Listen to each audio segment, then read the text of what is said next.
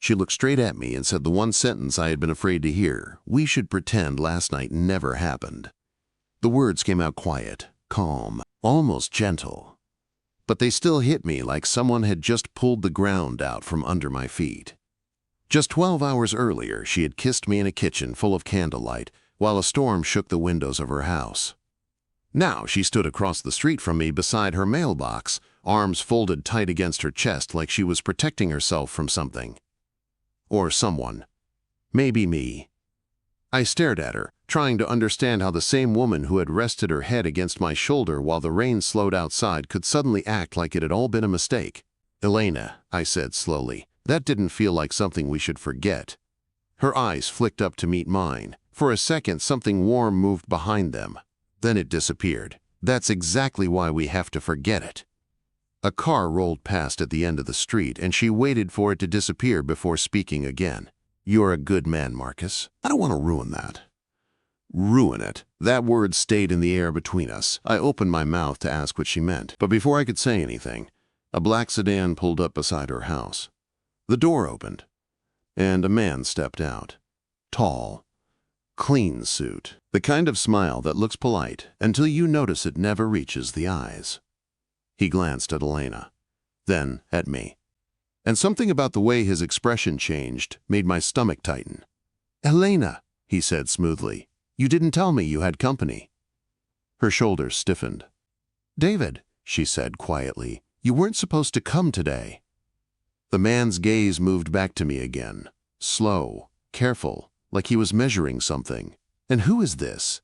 he asked. I stepped forward slightly. "Marcus," I said. "Neighbor." His smile widened just enough to show it was fake. "Ah," he said. "The helpful neighbor type."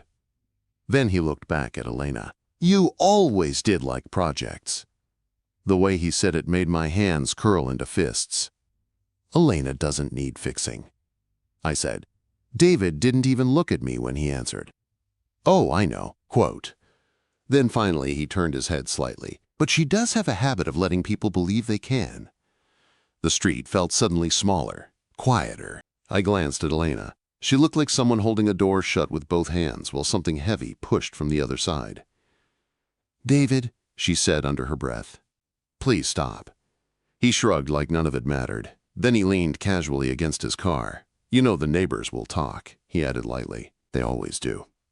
For the first time since the car arrived, Elena looked directly at me again. Not scared, not angry, just tired. And in that moment I understood something. Whatever history existed between them wasn't finished yet. Not the way I had thought. David pushed himself off the car door. "We'll talk later," he said. Then he slid back into the driver's seat and drove away without another word. The street went quiet again. Elena wrapped her arms around herself like the temperature had dropped 20 degrees. "I'm sorry," she said softly. "For what?" I asked. "For letting you see that." "Who is he?" Quote. She hesitated. "Someone I tried to love after my husband died." Tried. The word felt heavy, and it didn't end well, she added. I let out a slow breath. Doesn't look like it ended at all. The moment the words left my mouth, I knew I shouldn't have said them. Her eyes flashed with hurt. "That's not fair, Marcus." I rubbed the back of my neck. "You're right. I'm sorry." She looked away toward the quiet street. "I just need time," she said. "Time to figure out what I'm doing. With him, with you, with everything." The wind moved softly through the trees above us. For a second, I almost reached for her hand, but something told me not to. "Not yet." "I'm not asking you to disappear," she added quietly. "I'm asking for space." Space. That word sounded a lot like distance. And distance sounded a lot like goodbye. But I nodded anyway. "Take whatever time you need." Her shoulders relaxed a little when I said that. "Thank you." Then she turned and walked back toward her house. I watched her climb the porch steps, open the door, disappear inside. And suddenly Riverside Lane didn't feel peaceful anymore. It felt like the calm right before another storm. 3 weeks earlier, when I first moved into the small house next door, I had promised myself something. No relationships, no drama, no heartbreak. Just quiet. My divorce had finished draining every last piece of energy I had left for fighting. Sarah and I had spent 3 years turning love into something sharp enough to cut both of us every day. By the time the papers were signed, silence felt better than hope. That was why I bought the little house on Riverside Lane. Peeling paint, crooked porch railing, grass that had not been cut properly in months. But it was mine, and more importantly, it was empty. No arguments, no slammed doors, just space to breathe. The house next door was the opposite. Blue shutters, white porch, a garden that looked like someone actually cared what the world looked like in the morning. That was where Elena lived. She was 50. A widow, according to the neighbors. Quiet, graceful, the kind of person who moved slowly enough to notice things most people ignored. Most mornings I would see her watering flowers or sitting on her porch reading a book while the sun came up. We would wave politely, nothing more, until the morning everything changed. It was barely sunrise when I stepped outside with a cup of coffee and a cheap plastic watering can. I was pretending I knew how to keep the previous owner's plants alive. That was when I noticed her kitchen window. The curtain was open, and Elena stood at the counter making coffee. Her dark hair was loose around her shoulders. She wore a light blue robe. She was humming quietly to herself. Something soft. Something familiar. For reasons I couldn't explain, I couldn't look away. Not because I expected to see something I shouldn't, but because she looked peaceful, like someone who knew who she was, like someone who didn't spend every waking minute trying to fix something broken inside themselves. Then she turned. Our eyes met through the glass. My heart slammed so hard I almost dropped the watering can. I expected her to frown, or shut the curtain. Instead she smiled, set her mug down, and walked closer to the window. Then she said the 5 words that started everything. If you want to see, just ask. Then she closed the curtain, and for the rest of that day I couldn't stop wondering what she meant. Or why the calmest woman I had ever met looked at me like she already knew something about my heart that I didn't.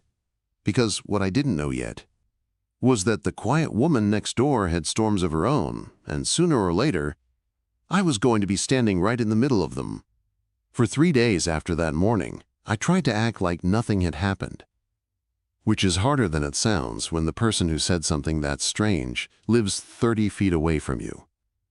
Every time I stepped outside, I half expected Elena to look at me differently. Maybe embarrassed, maybe annoyed, maybe pretending she had never said it. Instead, she acted exactly the same. Same quiet smile, same calm wave from her porch, same gentle, "Good morning, Marcus." It made the whole thing feel even stranger, because I couldn't decide if she had been joking, or if she had meant it exactly the way she said it. By Thursday, I was starting to convince myself I had imagined the whole moment, until Saturday afternoon proved I hadn't. I was in my yard trying to fix the gate on my fence. The latch kept sticking. Every time I forced it open, it made a horrible metal grinding sound that echoed across the yard like a dying robot. I had a screwdriver in my hand, and absolutely no idea what I was doing. I pulled the latch again. Grinding noise. Pulled it again. Even worse. "You're going to break that." The voice came from behind me. I looked up. Elena stood at the edge of her garden holding a mug of tea. Sunlight caught in her dark hair, and she had that same small smile on her face, like she had known exactly what she would find when she walked outside. "I think it's already broken," I admitted. She laughed softly. "No, you're just forcing it the wrong way." "Well," I said, shrugging, "then maybe you should come show me how it's done." Quote. She set her mug on the wooden railing of her porch and walked over. Up close, I noticed something I hadn't seen before. The small lines at the corners of her eyes. Not tired lines. Laugh lines. The kind that come from years of smiling for real. She took the screwdriver from my hand. Her fingers brushed mine for just a second. A quick touch, but it sent a small spark straight through my chest. "Here," she said, crouching beside the latch. "You loosen this first." She worked quietly for a moment. Then she pulled the latch. It clicked open smoothly. Just like that. "There," she said, standing and handing the screwdriver back to me. "Now you know." I stared at the gate, then back at her. "You fixed that faster than I broke it." "I've had practice fixing stubborn things," she said lightly. Something about the way she said it made me wonder what she meant. But before I could ask, she picked up her mug again. Try not to destroy anything else today, Marcus. I'll do my best. She started walking back toward her garden, then paused, turned slightly. And if you want help, she added with a small smile, you can ask. Then she continued toward her flowers. I stood there holding the screwdriver, feeling like she had just repeated the same message in a completely different way. If you want to see, just ask. If you want help, ask. The woman clearly believed in honesty, even when it made things uncomfortable. A few days later, she knocked on my door. I opened it to find her holding a plate of muffins. I made too many, she said simply. Thought you might want some. I stepped aside. Come in. My kitchen still looked like a place someone had just moved into. Half-empty shelves, 2 mismatched chairs. A table that had clearly survived 3 different apartments. She set the muffins down and looked around. You really did move here to disappear. That obvious? A little. We sat at the table. The muffins were still warm, blueberry. She waited until I took a bite before speaking again. So what are you running from? Direct. No small talk. I swallowed slowly. My ex-wife, quote.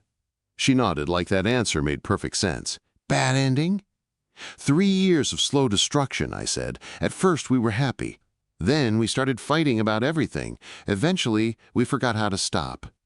Elena didn't interrupt. She just listened, the way people do when they aren't waiting for their turn to talk.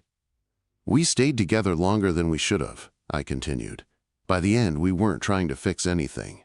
We were just trying to win arguments. That's exhausting. It was.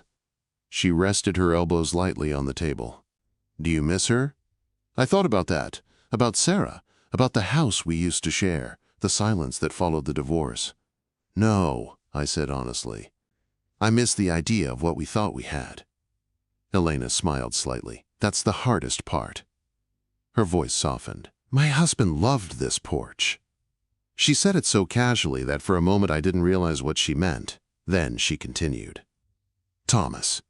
The name sat gently in the air between us. He would sit out there every evening with a beer and tell me every boring detail about his day like it was breaking news. You miss him? I miss who I thought he was. That answer surprised me. I waited. She looked down at the table for a moment before speaking again. Cancer took him 4 years ago. I'm sorry. She nodded. Thank you. But there was something else in her expression, something unfinished. You said you miss who you thought he was, I said carefully. She took a slow breath. After he died, I found things. What kind of things? Receipts, messages, hotel reservations. The words were calm, but the meaning behind them was sharp. He had been seeing someone for years. The room went quiet. Did you know before he died? No. Did you confront him? She shook her head. There wasn't time. By the time I found out, he was already in the hospital. I tried to imagine carrying something like that while also losing someone. Everyone at the funeral talked about what a good man he was. She continued quietly. They told me how lucky I had been. Her eyes lifted to mine. But I was grieving 2 people. The man you loved, I said, and the man you discovered. She nodded. For a moment, neither of us spoke. Then Elena reached across the table and gently placed her hand over mine. You didn't fail, Marcus, she said. You just stayed with the wrong person too long. I hadn't realized how badly I needed to hear that until she said it. My chest tightened slightly. I looked away for a second before nodding. Thank you. After that day, something shifted between us. Nothing dramatic, just small things. Evenings on her porch with tea. Mornings with coffee before work. Talking about neighbors. Talking about books. Talking about nothing at all. And slowly, without either of us saying it out loud, Riverside Lane stopped feeling like a place I had moved to escape my life. It started feeling like somewhere I might actually live again. Then one evening I showed up on her porch with 2 coffees from the corner shop. She raised an eyebrow when she saw them. Breaking tradition? Quote, maybe I just wanted an excuse to stay longer. The words slipped out before I could stop them. Elena held my gaze, longer than usual. You don't need an excuse, Marcus. Her voice was soft. You can stay as long as you want. That sentence stayed with me the entire night, because it didn't feel like she was talking about the porch. It felt like she was talking about something much bigger. And I was starting to realize something dangerous. The quiet woman next door wasn't just becoming my friend. She was becoming the first person in years who made the world feel lighter. But I didn't know yet that the storm that would change everything was already on its way. The storm came fast. 1 minute the sky above Riverside Lane was a pale evening blue. The next, it turned heavy and gray, like someone had pulled a dark blanket over the whole street. I was sitting on my porch with a cup of coffee when the first wind hit the trees. Leaves rattled. Branches bent. Somewhere down the block, a screen door slammed shut. Then the rain started. Not gentle rain. The kind that hits the pavement hard and loud, like the sky is trying to break something. I stood up and leaned against the porch railing, watching the street disappear behind the curtain of water. That was when I saw Elena. She was sitting on her porch, wrapped in a thick blanket, just watching the rain. For a moment I stayed where I was. Part of me thought maybe she wanted to be alone, but something about the way she looked out into the storm made my chest tighten. So I stepped off my porch and crossed the wet grass. By the time I reached her steps, my shirt was already soaked. "You're going to get drenched," she said without turning. "Then share the blanket," I answered. She laughed softly and lifted one side of it. I sat down beside her. The blanket was warm. Our shoulders touched under it. For a while we didn't say anything. The rain drummed on the roof above us. Thunder rolled somewhere far away. The air smelled like wet dirt and flowers from her garden. "People don't listen to rain anymore," she said after a while. "They rush from door to car and back again like the sky is attacking them." "Maybe they just need someone to listen with," I said. She turned her head and looked at me. Not teasing, not playful, just thoughtful. "Maybe," she said quietly. Lightning flashed somewhere behind the clouds. For a second the whole street lit up white, then darkness again. "Storms used to be my favorite thing," she said after a moment. "What changed?" She pulled the blanket tighter around her shoulders. "Thomas died during a storm." I didn't speak, I just waited. "Car accident," she continued. "Rain like this, highway slick. A truck lost control." Her voice stayed calm, but I could feel the tension in the way her fingers twisted the edge of the blanket. "Ever since then," she said softly, "every time thunder starts, I expect the phone to ring again." The words settled heavily in the air between us. "I'm sorry," I said. She gave a small shrug. "Life doesn't ask permission before it breaks things." Thunder rolled again, closer this time. We sat quietly for a while longer, just listening to the storm. Eventually the rain slowed slightly. I shifted under the blanket and stood up. "I should probably let you get some sleep." She nodded, but when I turned toward the steps, her hand closed gently around my wrist. "Marcus." I looked back at her. The porch light above her door made a soft halo around her face. For a second, she looked like she was about to say something important, something difficult. Then she hesitated. "If you ever want to see," she whispered, her voice barely louder than the rain, "just ask." My heart skipped, not because of the words, but because of the way she said them. Like she wasn't talking about windows anymore. "I'm already looking," I said quietly. She held my gaze for a second longer. Then she let go of my wrist. "Good night, Marcus." "Good night." I stepped off the porch and walked back through the rain toward my house. But something inside me had already changed, because for the first time in years, I didn't want to keep my distance from someone. The storm got worse later that night. By 9 o'clock, the wind was slamming rain against my windows so hard, it sounded like handfuls of gravel hitting the glass. Thunder shook the walls. I sat on the couch with the TV on, not really watching anything, just listening. Then suddenly the lights went out. The TV screen went black. The whole house fell silent. "Perfect," I muttered. I stood up and walked to the front window. Across the yard, I saw a soft glow coming from Elena's house. Candles, Little flickering circles of light moved behind her windows. A moment later, there was a knock at my door. I opened it.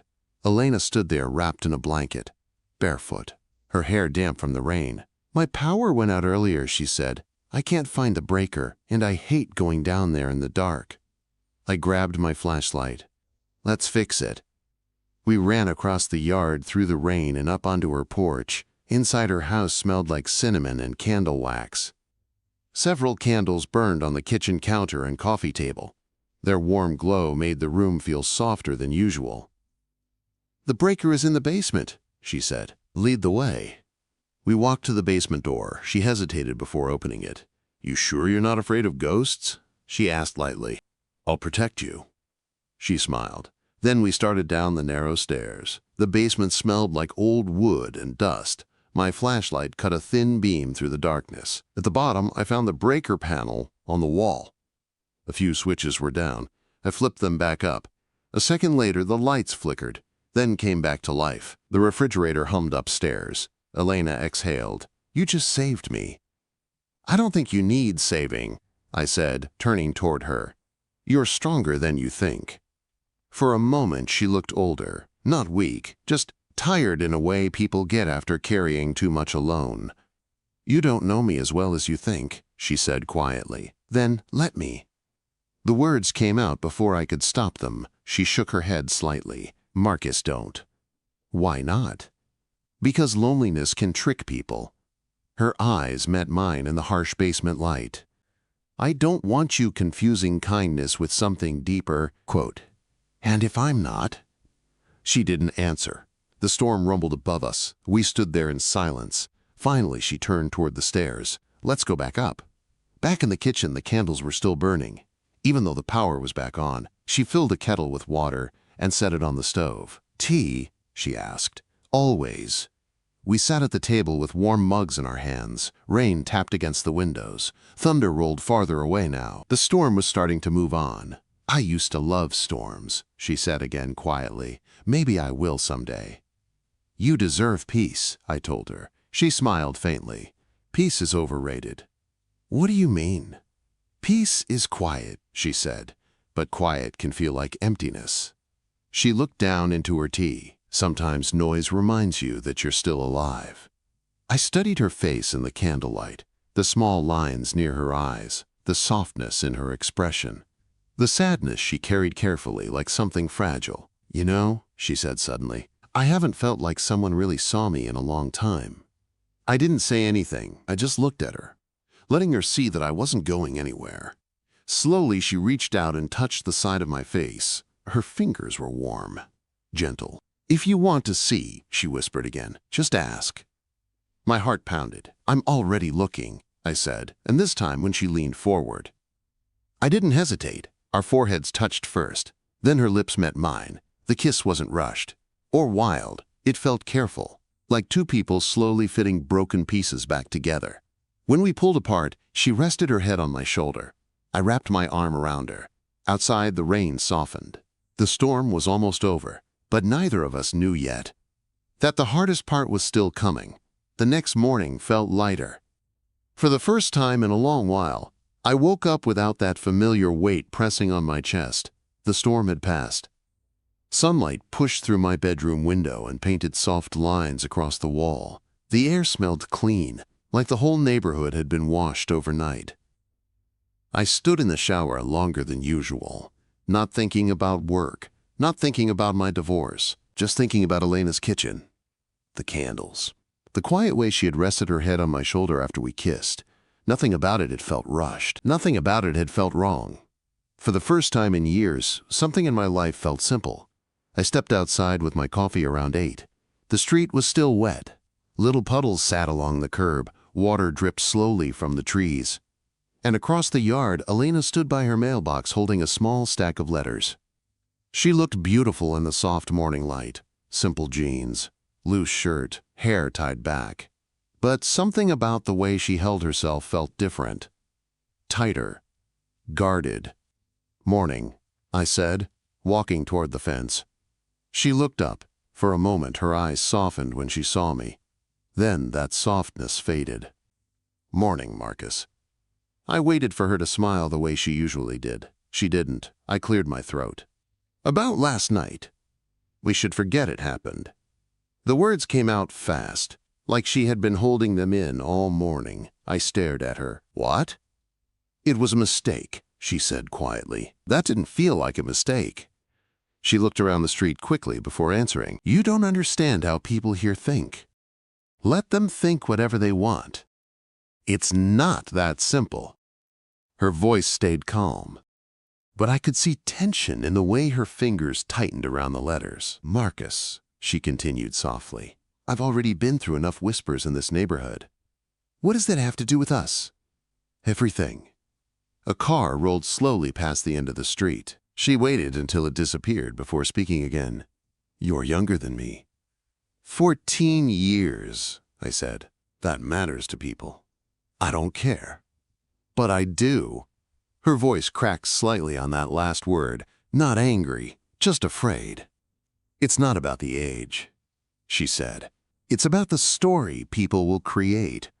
And we're supposed to live our lives based on gossip? Before she could answer, a black sedan turned onto Riverside Lane and rolled to a stop beside her driveway. My stomach tightened instantly.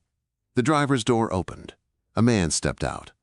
Tall, sharp suit, the kind of confidence that looks effortless until you realize it's mostly arrogance. I recognized him immediately from a framed photo I had once seen on Elena's bookshelf. David. He walked around the front of the car like he owned the street. Elena, he said smoothly. She didn't move. You didn't tell me you had company. His eyes flicked to me, low, judging. And you are? Marcus, I said. Neighbor.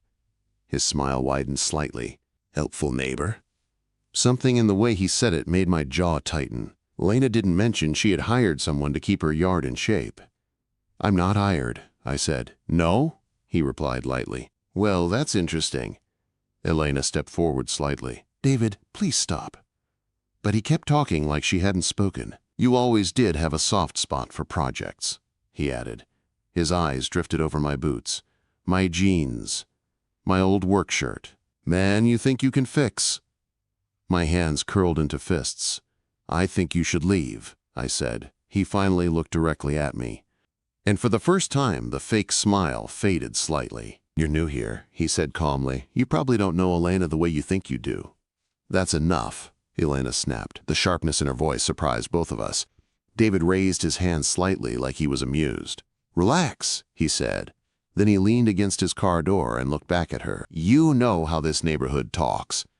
Her shoulders stiffened. And if they start again? He let the sentence hang unfinished. For a moment, nobody spoke. Then he pushed himself off the car.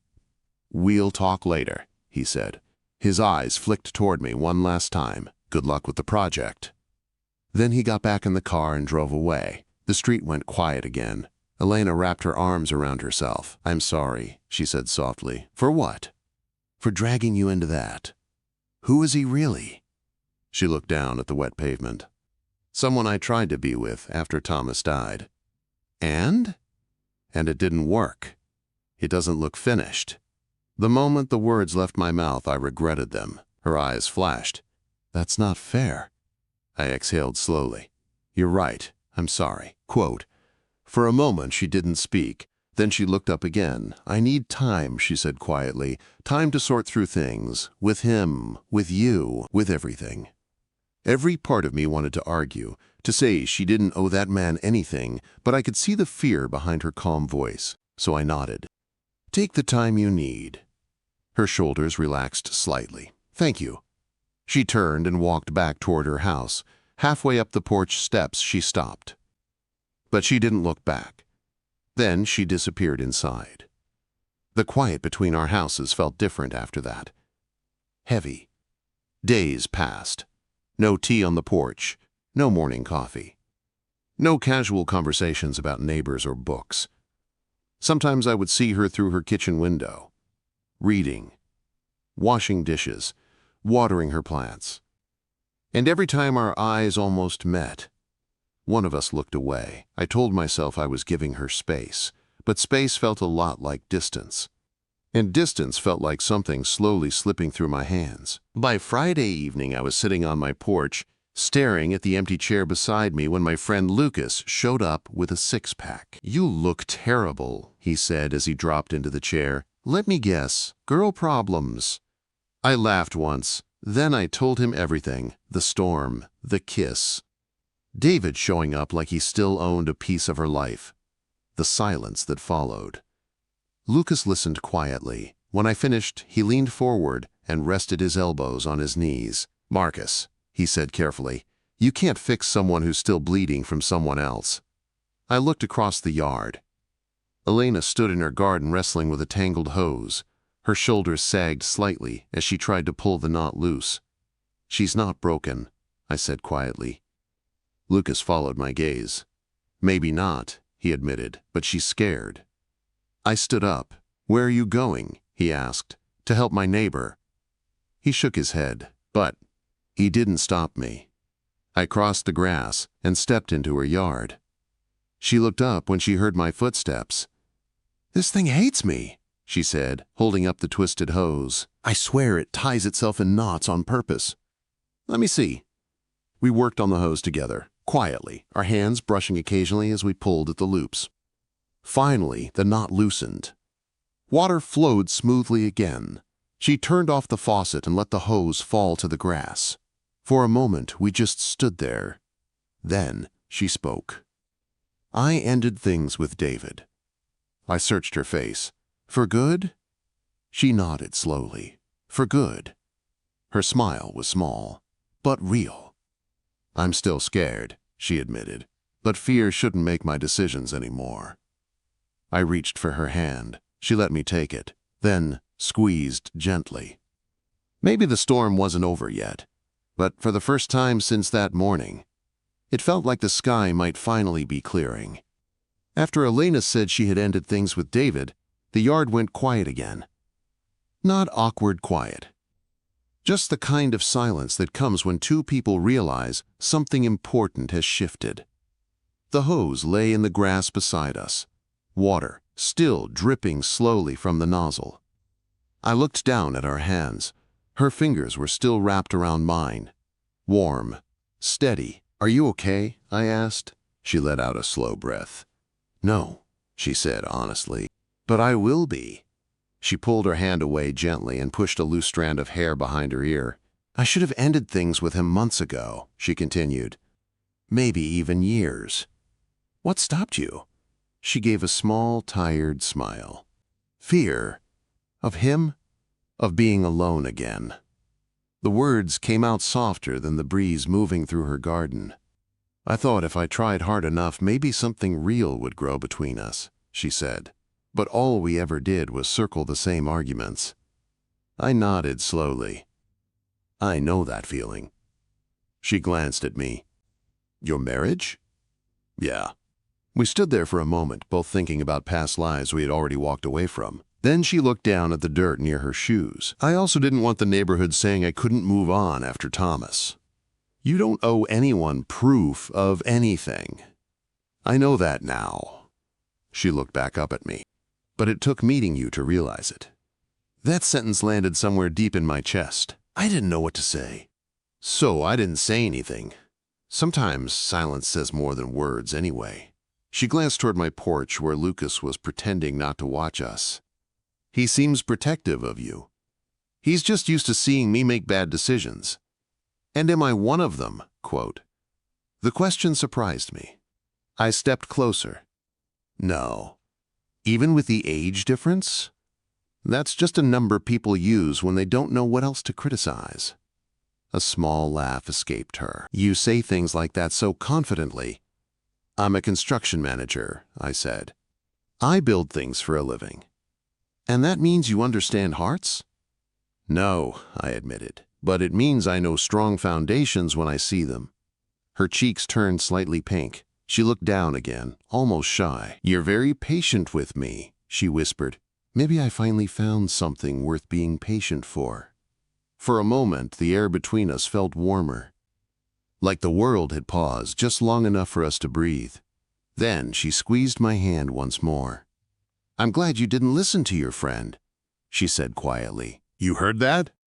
Your porch carries sound." I smiled. Well, he's probably still right about some things. Like what? Like the fact that loving someone who's been hurt before isn't easy. She studied my face carefully. You're not scared of that? I'm scared of a lot of things. Such as?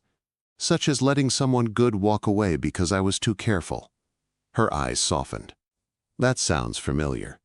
That night, I sat on my porch like usual. The evening air felt warmer now that spring was slowly arriving. Across the yard, Elena stepped out onto her porch with a mug in her hands. The small light above her door clicked on. For a moment, we just looked at each other. Then she raised her cup slightly. "Storm's over," I called across the yard. "For now," she replied. I walked across the grass and climbed her porch steps. She didn't move away when I sat beside her. The air smelled like damp soil and flowers.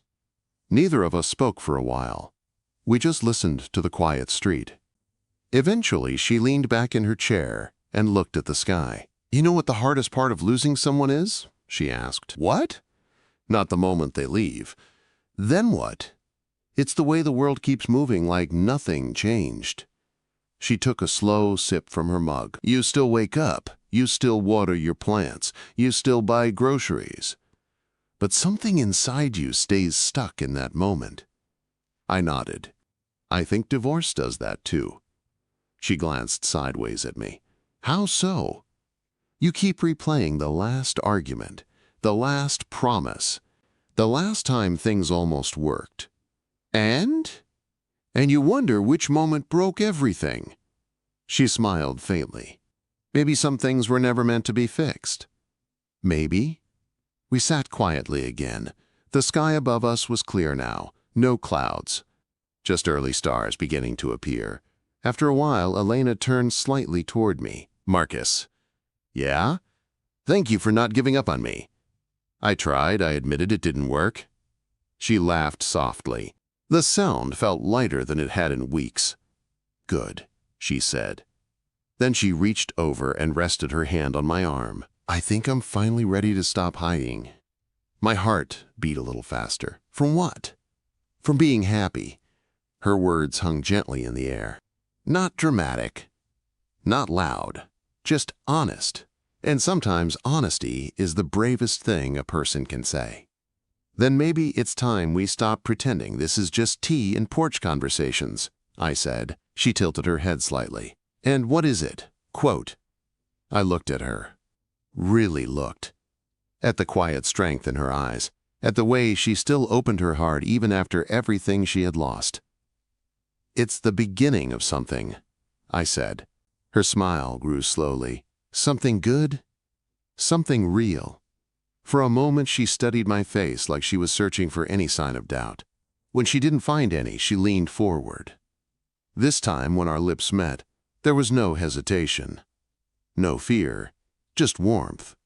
When we pulled apart, she rested her forehead against mine.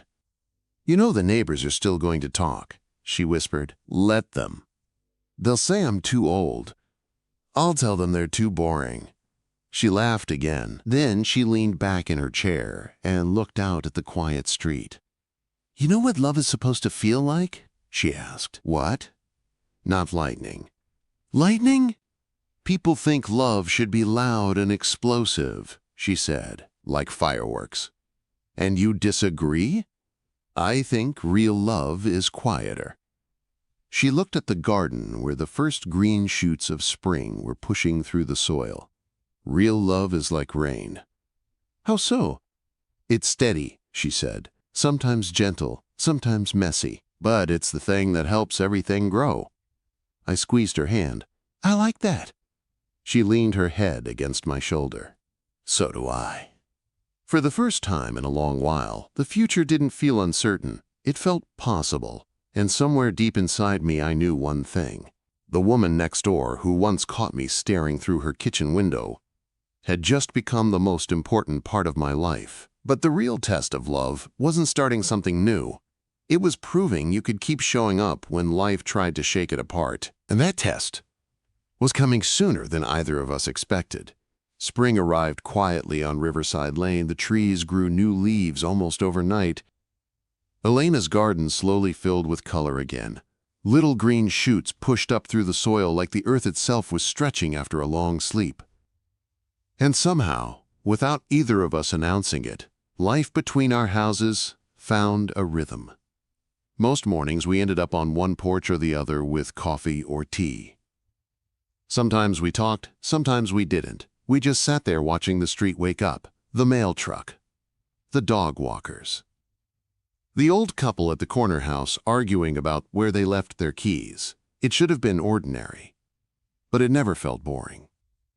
Because every small moment carried something quiet and steady between us, something that didn't need big promises. One Saturday morning, I walked over to Elena's yard and found her trimming her rose bushes. The sun was warm on my shoulders. Birds moved between the trees. "You're here early," she said without looking up. "Couldn't sleep," I replied. "The birds were too loud." Quote. She smiled. "That's what happens when you choose peace, Marcus. It comes with bird song." I picked up a pair of gardening gloves and started helping her gather the branches. For a while, we worked without speaking. Then I noticed something. "You've been smiling a lot lately. Maybe because you stopped walking around looking so sad all the time. Was I that obvious?" "Yes," she laughed. Then her voice softened. "Or maybe I finally gave myself permission to be happy."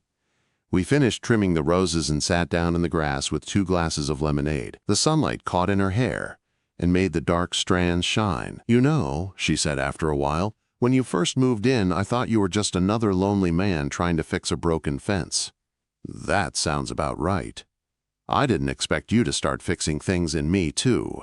I looked at her carefully. "You were never broken." She shook her head. "Maybe not broken, but definitely stuck. And now I feel like the windows are open again." Quote. The breeze moved gently through the garden like it agreed with her. Later that afternoon, the Hendersons down the street held a party for their 30th wedding anniversary.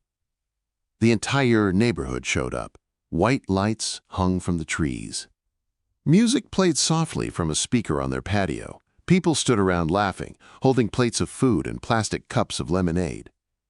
Elena and I walked over together. She wore a simple yellow dress. Her hair was loose around her shoulders. For a moment, I almost forgot to breathe. "You're staring again," she teased. "I'm allowed to stare." "Careful," she said with a playful smile. "People might talk." I shrugged. "They already do." As we passed Mr. Chun's driveway, he watched us with that same curious expression he always had. But this time, something was different. I didn't care. And judging by the way Elena squeezed my hand, she didn't either. We spent an hour talking to neighbors and eating too much cake.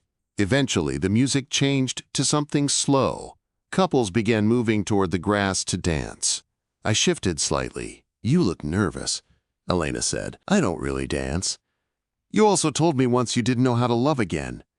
"That's different." "Not really." She held out her hand, one step at a time. I hesitated for exactly 2 seconds.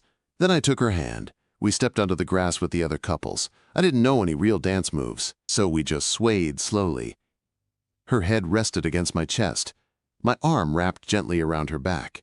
The music floated through the warm evening air. After a moment, I leaned down slightly. "People are staring."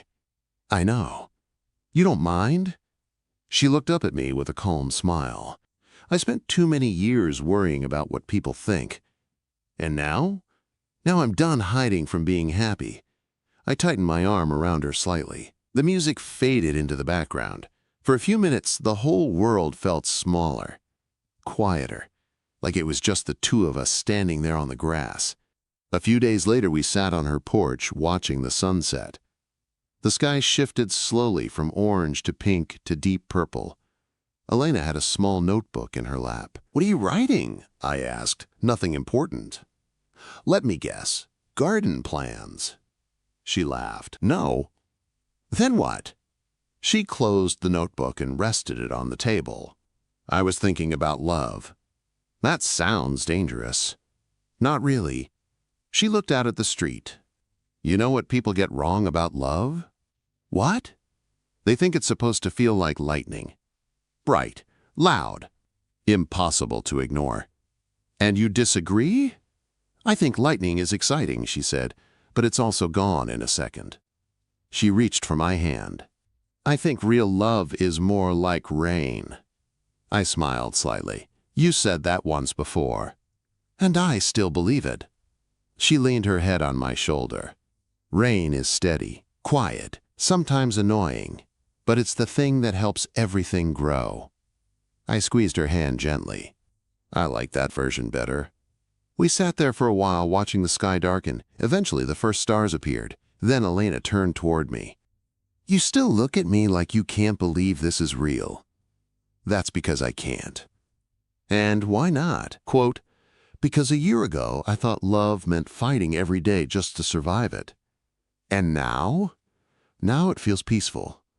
She smiled softly. "That's how it's supposed to feel." I hesitated for a moment before speaking again. "Elena." "Yes?" "I never thanked you." "For what?" "For that morning you caught me staring through your kitchen window." Her smile turned playful. "Oh, that." She leaned closer. "If you want to see," she whispered, "just ask." I didn't answer. I just kissed her. This time there was no hesitation, no doubt. No fear about what the neighbors might say. Just a quiet certainty that we had both chosen the same path. When we pulled apart, she rested her forehead against mine. "You know people on this street are still going to talk," she said. "Let them talk. They won't understand us. That's okay." "Why?" "Because real love isn't something people on the outside can measure." She studied my face for a moment. Then she smiled. Right then, a light spring rain began to fall. Tiny drops tapped gently on the porch roof. Neither of us moved. We stayed right where we were, hands joined, listening to the quiet rain. And in that moment, I realized something I had never understood before. Love doesn't always arrive like thunder. It doesn't crash into your life and demand attention. Sometimes it whispers. Sometimes it's the steady sound of rain you only notice once you stop running long enough to listen. Real love isn't about perfect timing or perfect people. It's about showing up every day, even when you're scared, even when the past tells you to walk away. The bravest thing I ever did wasn't chasing Elena.